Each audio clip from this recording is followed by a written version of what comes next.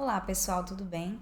Então, o vídeo de hoje é para esclarecer um pouquinho sobre o TDAH, que, na minha opinião, é um dos transtornos mais mal compreendidos, tanto entre pacientes, entre pessoas que têm o transtorno, como também entre os profissionais. Existe, sim, uma série de confusões acerca desse assunto. Eu queria hoje esclarecer um pouquinho para vocês, tá certo? Inclusive, eu, na minha formação de psicóloga, tive realmente vários percalços que eu percebi que atrapalham a nossa compreensão sobre isso. Por quê? Em primeiro lugar, muitos psicólogos, né, na minha época da minha graduação, alegam que o TDAH não existe. E eu, sinceramente, por muito tempo carreguei essa crença. Porque os meus professores que fizeram a minha formação universitária, eles diziam, né, mesmo aqueles que entendiam muito de comportamento, que acompanhavam crianças, diziam: não existe TDAH. TDAH é um problema muito mais associado ao comportamento, a maus hábitos, enfim, não há nenhum motivo. Isso aí é complô da indústria farmacêutica que está querendo inventar diagnóstico para poder vender Ritalina. Isso foi o que eu aprendi. E eu, inclusive, li vários livros que corroboravam com essa tese, né? Várias pesquisas, né, indicando que existe sim uma interferência muito grande da indústria farmacêutica nas pesquisas sobre o TDAH. Só que o que aconteceu, certo? Eu comecei a trabalhar depois da faculdade, há mais ou menos 12 anos atrás, tenho 12 anos de formada. E aí, eu comecei a me deparar com alguns casos que realmente pareciam ser TDAH e que eu não conseguia explicar simplesmente pelas questões que eram levantadas tanto pelos livros como pelos meus professores, de que era um problema do ambiente, de que eram maus hábitos, de que era, sei lá, problema realmente da condução pedagógica. Eu não via nada disso nos meus pacientes. Alguns pacientes que eu acompanhei, eu de fato vi o transtorno diante de mim. E isso mudou a minha percepção. A partir daí, eu realmente comecei a procurar mais pesquisas, né, atuais sobre o assunto. E realmente, gente, o TDAH ele ainda é muito mal compreendido, certo? No resumo, né, da minha conversa hoje, vocês vão perceber mais ou menos as falhas, né, na identificação, nos critérios, né, diagnósticos, mas enfim, algumas coisas a gente já consegue dizer, certo? Primeiro, o que é o tal do TDAH? Ele é um transtorno, né, a sigla de déficit de atenção e hiperatividade. Primeira parte, certo? Ele é assim como o autismo, ele é um transtorno do neurodesenvolvimento. O que isso quer dizer? Ele é uma condição neurológica. Ou seja, ele, por mais que tudo na vida da pessoa vá depender de fatores ambientais, de família, de educação, de tudo, de hábitos, mas assim, a causa do TDAH, ela não é ambiental, ela é neurológica. Então, isso significa, primeiro, que o sujeito que tem TDAH, ele vai manifestar esses sintomas desde a infância. É mais comum que o diagnóstico ele seja feito mais ou menos entre 6 e 12 anos de idade, e que os sintomas comecem a aparecer assim aos 4. Mas aos 4 anos é um pouco difícil diagnosticar, porque fica muito... Enfim, as crianças de 4 anos, elas são um pouco desatentas e um pouco agitadas mesmo. É normal, né? Mas assim, a partir dos 6, entre 6 e 12, dá pra gente ver assim com um pouco mais de clareza o sintoma de fato aparecendo, né? E a pessoa que tem esse transtorno, ela vai manifestar desde a infância. Olha, primeiro ponto, não existe pessoa adulta que desenvolveu o TDAH na vida adulta, que realmente foi uma criança tranquila, atenta, estudiosa, né, sem grandes problemas, e de repente, na vida adulta, começou a ficar assim muito disperso. Começou a não concluir as tarefas, começou a ficar uma pessoa assim complicada, enfim. Isso não é TDAH. Para ser TDAH, tem que ser algo que realmente acompanhou o sujeito desde a infância e que tem uma origem neurológica. Esse é um ponto que dificulta o diagnóstico de fato, porque a desatenção e a hiperatividade e a impulsividade, né, que são os 3 principais sintomas, eles podem ocorrer em decorrência de inúmeros fatores ambientais. E para a gente conseguir acertar o diagnóstico, a gente tem que ter uma certa clareza de que esses sintomas não estão sendo causados pelos fatores ambientais. Então, isso vai nos levar realmente a tentar fazer algumas orientações com a família antes de fechar o diagnóstico. Olha, primeiro tenta retirar telas, tenta melhorar, por exemplo, a alimentação. Enfim, para realmente a gente ter uma certa certeza. Não, isto daqui tem uma natureza realmente, parece ter uma natureza mais neurológica do que algo comportamental, certo? E esse é o segundo ponto que eu quero esclarecer para vocês. TDAH não é mau comportamento. não é, sinônimo de uma criança com TDAH não é uma criança mal criada, simplesmente. Se você percebe, por exemplo, falhas graves de educação na família ou na escola, né, uma má condução pedagógica, uma família muito complicada, fica muito difícil a gente diagnosticar que é TDAH de fato. Por quê? Porque a origem, como eu expliquei para vocês, não é comportamental. A origem da desatenção e da hiperatividade, da impulsividade nesses sujeitos, ela é neurológica. Então, a gente, para poder acertar o diagnóstico, a gente vai precisar ter essa clareza, né, de eliminar as outras causas. TDAH é considerado um transtorno relativamente comum. Estima-se, né, a Associação Brasileira de TDAH estima que entre 5 a 8% da população mundial apresenta esse traço neurológico. Então, não é uma coisa de forma alguma absurda de você encontrar por aí. É comum mesmo, né? Sendo que, um dado importante, desses 5 a 8%, né, da população mundial, 70% dessas pessoas que têm TDAH, elas não têm só TDAH, elas têm outros diagnósticos também, comorbidades, como, por exemplo, quais são as comorbidades mais comuns em sujeitos que têm TDAH? Autismo. É bastante comum que pessoas no espectro também tenham dificuldades na atenção. O que mais? Deficiência intelectual é comum, né? Em sujeitos que têm algum atraso realmente da inteligência apresentam também problemas nesse sentido. Esquizofrenia, enfim.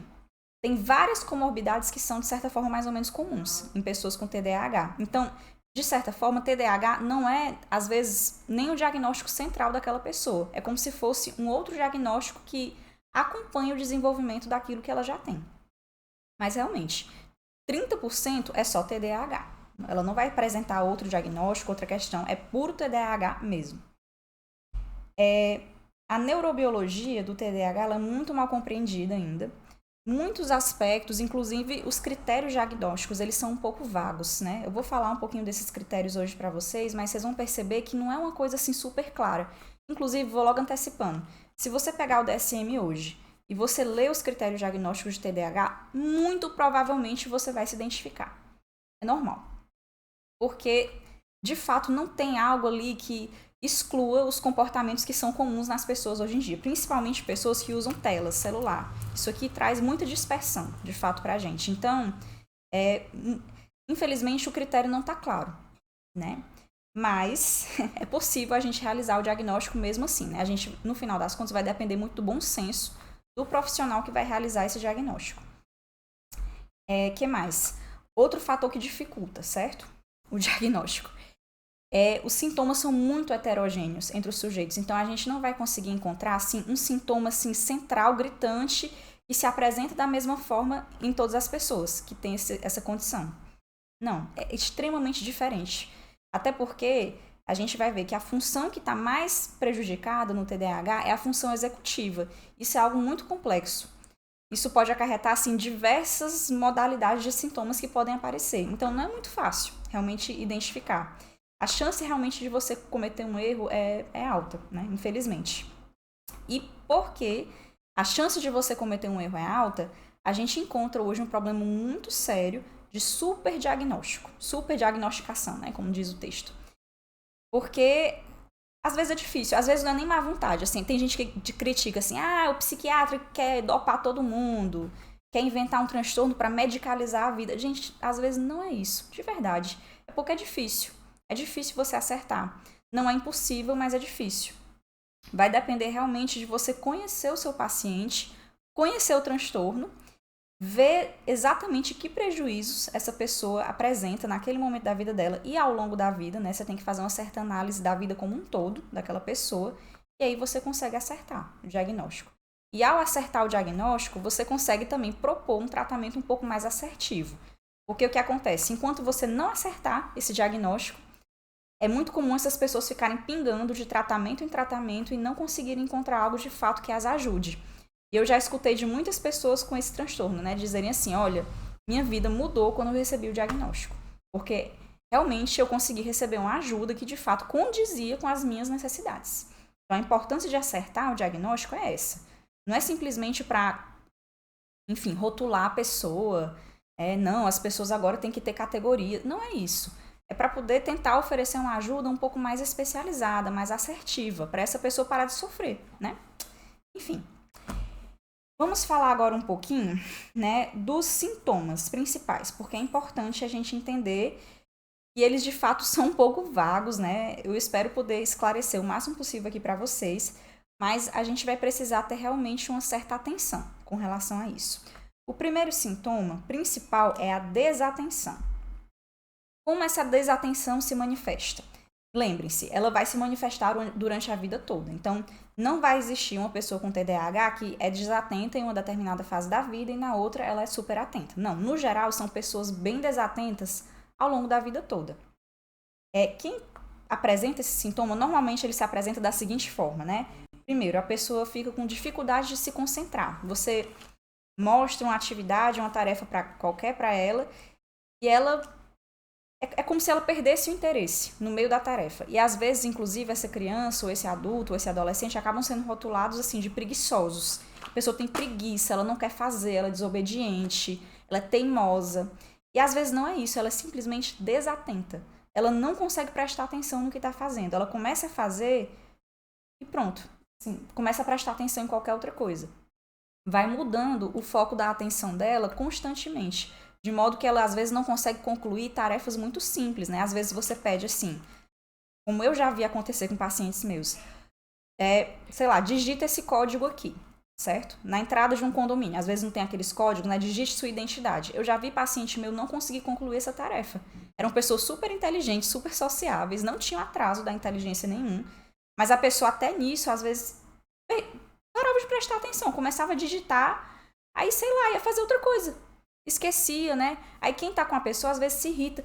Volta, menina, deixa de ser doida, vai, escreve aí, não é só colocar a identidade, minha filha, escreva, né? E a pessoa não faz, ela para de prestar atenção. E não é porque ela quer, não é porque ela não tá interessada, ela não consegue. O que mais, né? Essa desatenção às vezes se manifesta também na forma de dispersão. Uma pessoa dispersa, uma pessoa que a gente chama às vezes avoada, aérea.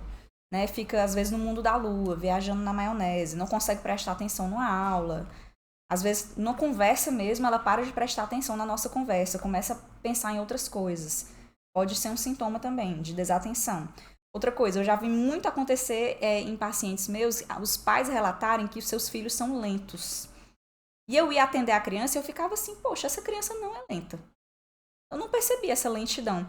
Mas depois eu entendi que era como se você pede para a pessoa fazer uma tarefa e ela demora muito para concluir essa tarefa. Não porque ela seja lenta. A velocidade de execução dela é normal. Ela não tem nenhum delay, ela não fica assim, pensando, não. Ela às vezes é normal. Você pede para fazer, ela começa a fazer. Só que às vezes essa lentidão acontece porque ela se dispersa no meio do caminho e começa a fazer outras coisas. Então você diz assim, vista uma roupa, faça isso daqui. E a pessoa de repente vai fazer outra coisa. Aí depois volta para terminar de vestir a roupa. Aí bota uma meia. Aí, vou mexer aqui nessa gaveta. Vai fazer outra coisa. Aí depois bota outra meia. Em vez de simplesmente vestir a roupa, né? Como a gente faria normalmente. Um segundo sintoma, bastante comum no TDAH, é a impulsividade. Essa impulsividade, às vezes, também pode se mascarar na forma de, sei lá, esse menino é mal criado, ele é respondão, essa pessoa é sem noção, ela fala coisas muito inconvenientes. Às vezes isso se dá justamente porque a pessoa ela parece um pouco sem filtro para algumas coisas. Em que sentido, né? Primeiro, ela pode ser uma pessoa muito precipitada. Ela parece que age sem pensar nas consequências. Ela vai lá, faz e puf. E depois vê que é horrível isso que ela fez. Né? Por exemplo, sei lá, crianças, elas às vezes se envolvem em brincadeiras muito bobas na escola, que elas sabem que são bobas, que são erradas, mas meio que elas não têm aquele filtro, sabe? Vai lá, faz e pronto. E depois vê a consequência. E às vezes essas crianças, né, ou esses adolescentes, muitas vezes são muito punidos em função disso. As pessoas brigam com elas, olha, tu é teimoso, por que tu faz isso? Pelo amor de Deus, eu vou te bater. Para com isso não se faz. A pessoa entende, mas ela não para de fazer. Porque ela meio que tem dificuldade de controlar os próprios impulsos. Enfim, às vezes, inclusive, acabam se envolvendo em brigas na escola, tendo muita confusão, acaba sendo suspenso. Acontece demais isso daí, né? Isso é um sintoma que se manifesta muito em problemas de comportamento específicos. Às vezes a pessoa manifesta também essa impulsividade em forma de oscilações de humor. Ela às vezes vai do 8 a 80 rapidamente, né? Aí tem gente que diz, menino, tu é bipolar. Porque uma hora tu tá, sei lá, super empolgado e outra hora tu desanima. Assim, rapidamente tu fica desanimado, não quer mais saber, né, do que tu tava gostando. Tem um pouco a ver com a impulsividade também. E também com a impaciência. Às vezes a criança ou adolescente, enfim, adulto, é um pouco impulsivo no sentido de não conseguir, de certa forma, esperar o decorrer normal das atividades, né, as demoras normais, aí começa a ficar impaciente e começa a reclamar, vai logo, coisa chata, né? Enfim, começa a reclamar. Isso seria um exemplo de impulsividade. Em terceiro lugar, um sintoma central também desse transtorno é a hiperatividade. Esse aí é o mais conhecido, né? E é um pouco difícil de diagnosticar, por mais que ele seja o mais conhecido e seja, de certa forma, o mais visível, a gente vê claramente, né, visivelmente quando a pessoa está hiperativa, quando ela está agitada. Mas ele é um pouco difícil da gente acertar especificamente esse sintoma enquanto natureza, né, de origem neurológica. Porque, em primeiro lugar, crianças são naturalmente agitadas. Algumas crianças são mais agitadas que outras. Às vezes a gente tem uma expectativa completamente fora da realidade com relação a uma criança, especialmente do sexo masculino. Às vezes as brincadeiras normais deles são mais agitadas mesmo. Se você passar perto de um parquinho no colégio, na hora do recreio, gente, parece um zoológico. É gritaria, é menino pulando, é correndo. Se tiver areia, às vezes estão jogando areia para cima. A brincadeira natural das crianças é agitada, é normal. E tem crianças que são mais quietinhas, né? Mas assim, às vezes a gente tem que ter um pouco de cuidado quando simplesmente vai julgar, ele é agitado. Calma, mas ele é agitado enquanto uma criança normal, que é agitada, que é mais elétrica, sei lá, tem mais energia, ou ele é agitado em uma agitação constante, inquieta, parece que meio obsessiva, né? Às vezes você nota que é uma pessoa, por exemplo, que não consegue ficar sentada numa cadeira. E sala de aula para pessoas, às vezes, que tem esse sintoma de TDAH bem fortes, é uma tortura. A pessoa, nossa, você bota ela para sentar, sei lá, vou conversar contigo, né? Sei lá, na clínica, senta aí. A criança fica se levantando constantemente, ela não consegue ficar quieta, sentada. Ela fica se levantando. E às vezes não é nem criança pequena, às vezes é, sei lá, pré-adolescente de 11 anos, que já deveria conseguir, né, fazer isso, mas não consegue. Fica agitado, se mexe, mexe nas coisas constantemente ao seu redor. Enfim, mexe pé, aí começa a mexer no cabelo, aí começa, sei lá, às vezes parecer até que tem estereotipia, né? Fica se coçando, se balançando, fazendo alguma coisa. Isso pode acontecer. Né? A gente nota, às vezes, até que parece um certo nervosismo, né? Você nota que a pessoa ela dá uma agonia, assim, de assistir, às vezes, a cena. Você, calma, por que você não relaxa, né? Por que você não fica, assim, de boa, conversando comigo? A pessoa não consegue, ela precisa estar fazendo alguma coisa, ela precisa estar se mexendo. Ela precisa estar, enfim, constantemente movida em uma atividade meio motora, senão ela fica meio nervosa. E a gente tem que ter cuidado para não confundir com ansiedade, certo? Porque a ansiedade ela pode dar esse nervosismo motor também. A gente vai ter que ficar atento para não fazer essa confusão. Outro sintoma comum, né, que tem a ver com a hiperatividade, a fala. Às vezes é uma criança, criança, adolescente e adulto, não para de falar. Não para, tá falando o tempo todo, blá, blá, blá, blá. Aí corta você na sua fala também, não espera você responder, não sei o que, corta logo. Você faz uma pergunta, a pessoa já te corta no meio da pergunta e já começa a responder, blá, blá, blá, blá, sabe? Isso é um exemplo de um possível sintoma de hiperatividade. Agora notem, em tudo isso que eu falei, pode estar presente em pessoas que não têm TDAH. Então você tem que ter cuidado. Porque simplesmente o fato dela apresentar essas coisas pontualmente, ou ela apresentar esses sintomas porque está com ansiedade, porque está com algum problema na família, a gente tem que ter cuidado. Para não rotular de TDAH algo que não tem origem neurológica. Porque, como eu falei, vou ressaltar. Para ser TDAH, precisa ter origem neurológica. E esses sintomas, o que eles vão fazer? Eles vão atrapalhar uma coisa que se chama função executiva, ou seja, a capacidade da pessoa de executar tarefas, de começar, né, de planejar uma tarefa, começar, executar e concluir. Então, no geral, são pessoas que não fazem as coisas direito, né? Ou se atrapalham no meio do caminho, esquecem, enfim. E às vezes a gente associa muito isso a problemas ou profissionais ou acadêmicos. A gente imagina aquela criança que não consegue fazer a tarefa de casa, ou então aquele adulto que não cumpre os prazos, né, do trabalho, que fica procrastinando. Às vezes sim, às vezes isso se manifesta dessa forma de fato, mas, novamente, a gente tem que ter cuidado, porque pessoas totalmente neurotípicas também apresentam esses problemas, né? E às vezes a origem não é neurológica de forma alguma. Mas não é só a parte profissional e acadêmica que é prejudicada. No TDAH, é muito, muito comum que a parte mais afetada seja a parte social e afetiva. Por quê? Porque quando, por exemplo, eu estou em um relacionamento, eu preciso executar tarefas também. Eu também preciso tomar decisões com relação às pessoas que eu gosto, para agradá-las, para fazer coisas que elas esperam de mim nos relacionamentos. Então, a pessoa com TDAH, como ela não consegue fazer isso muito bem, ela acaba se atrapalhando também nos relacionamentos. Então, muitas vezes ela é rotulada, né, nas relações de essa pessoa é egoísta, essa pessoa é preguiçosa, ela não presta atenção em mim, ela só faz o que ela quer, ela nunca lembra das coisas que são importantes para mim, eu peço para ela fazer uma coisa, ela não faz. Então, eu noto, certo, que a parte mais prejudicada costuma ser justamente a parte social. Justamente pelo desgaste, né, que vai acontecendo, as pessoas às vezes não entendem, né, pensam que a pessoa não faz o que é esperado delas na relação porque elas são egoístas e preguiçosas e porque elas não querem.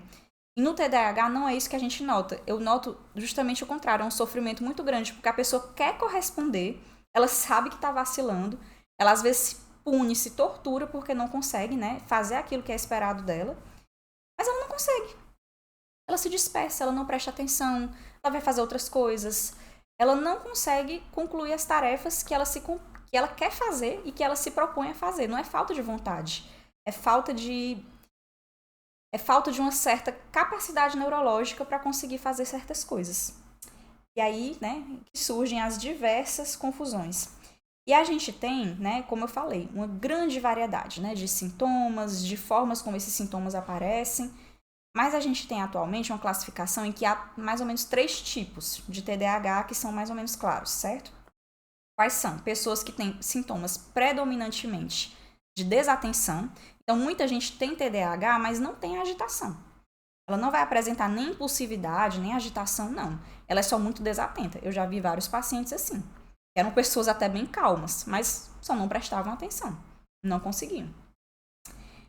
O segundo tipo é o tipo que é mais hiperativo, são pessoas que até conseguem ficar muito atentas, muito focadas, mas é uma agitação motora imensa. Então elas acabam não conseguindo executar as tarefas por causa da própria agitação delas, porque elas têm que ficar o tempo todo se mexendo, fazendo alguma coisa.